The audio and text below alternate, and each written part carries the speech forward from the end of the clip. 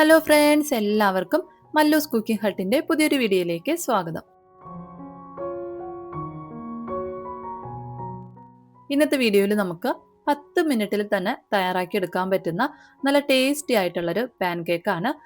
നമുക്ക് ബ്രേക്ക്ഫാസ്റ്റിന് വേണ്ടിയിട്ട് കറികളൊക്കെ ഉണ്ടാക്കാനായിട്ട് ടൈം ഇല്ലാത്ത ദിവസങ്ങളിൽ പെട്ടെന്ന് തന്നെ തയ്യാറാക്കി എടുക്കാൻ പറ്റുന്ന ഒരു ഐറ്റമാണിത്.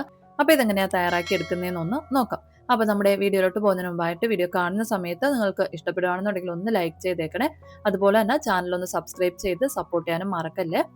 അപ്പോൾ നമ്മുടെ പാൻ കേക്ക് തയ്യാറാക്കാൻ വേണ്ടിയിട്ട് നമുക്കൊരു ബൗളിലേക്ക് ഒരു മുട്ടയൊന്ന് പൊട്ടിച്ചൊഴിച്ചു കൊടുക്കാം. ഇതിലേക്ക് ഒരു നുള്ള് ഉപ്പ് കൂടെ ഒന്ന് ചേർത്തതിന് ശേഷം 1/4 കപ്പ് അളവിൽ പഞ്ചസാര കൂടെ ഒന്ന് ചേർത്ത് കൊടുക്കാം. ഇനി നമുക്കിതിലേക്ക് 1/4 കപ്പ് അളവിൽ തന്നെ പാല് കൂടെ ഒന്ന് ചേർത്ത് കൊടുക്കണം. പാല് ചേർത്തതിന് ശേഷം നമുക്കിതിലേക്ക് മുട്ടയുടെ സ്മെല്ലൊക്കെ ഒന്ന് കുറഞ്ഞു കിട്ടാൻ വേണ്ടിയിട്ട് 1 ടീസ്പൂൺ അളവിൽ വാനില എസൻസ് കൂടെ ഒന്ന് ചേർത്ത് കൊടുക്കാം. ഇനി ഇതിലേക്ക് 2 ടേബിൾ സ്പൂൺ അളവിൽ സൺഫ്ലവർ ഓയിലൂടെ ഒന്ന് ചേർത്തതിന് ശേഷം നമുക്കിത് നന്നായിട്ടൊന്ന് കലക്കിയെടുക്കാം. മുട്ടയൊക്കെ നന്നായിട്ടൊന്ന് പതഞ്ഞ് പഞ്ചസാര നല്ലതുപോലെ ഒന്ന് അലിഞ്ഞു വരത്തക്ക രീതിയിലൊന്ന് കലക്കിയെടുക്കാം. ഇപ്പം ഞാൻ നല്ലതുപോലെ ഒന്ന് കലക്കി എടുത്തിട്ടുണ്ട്. ഇനി നമുക്കിതിലേക്ക് ചേർത്ത് കൊടുക്കേണ്ടത് മൈദയാണ്. ഞാൻ 1 കപ്പ് അളവിൽ മൈദയാണ് എടുത്തിട്ടുള്ളത്. അത് നമുക്കിതിലേക്ക് ചേർത്ത് കൊടുക്കാം. ഇതിൻ്റെ കൂടെ തന്നെ 1 ടീസ്പൂൺ അളവിൽ ബേക്കിംഗ് പൗഡർ കൂടെ ഒന്ന് ചേർത്ത് കൊടുക്കാം. അതിനുശേഷം നമുക്കിത് നന്നായിട്ടൊന്ന് കലക്കിയെടുക്കാം. ഒട്ടും തന്നെ കട്ടകളൊന്നും വരാത്ത രീതിക്ക് നല്ല സ്മൂത്ത് ആയിട്ടുള്ള ഒരു ബാറ്റർ ആയിട്ടൊന്ന് കലക്കി എടുക്കാം. ഇപ്പം ഞാൻ നല്ല സ്മൂത്ത് ആയിട്ട് തന്നെ ഒന്ന് കലക്കി എടുത്തിട്ടുണ്ട്. ഈ ഒരു കൺസിസ്റ്റൻസിയിൽ വേണം നമ്മുടെ പാൻ കേക്കിനുള്ള മാവ് ഇരിക്കേണ്ടത്. ഇനി നമുക്ക് നമ്മുടെ പാൻ കേക്ക് ഒന്ന് തയ്യാറാക്കാനായിട്ട് തുടങ്ങാം.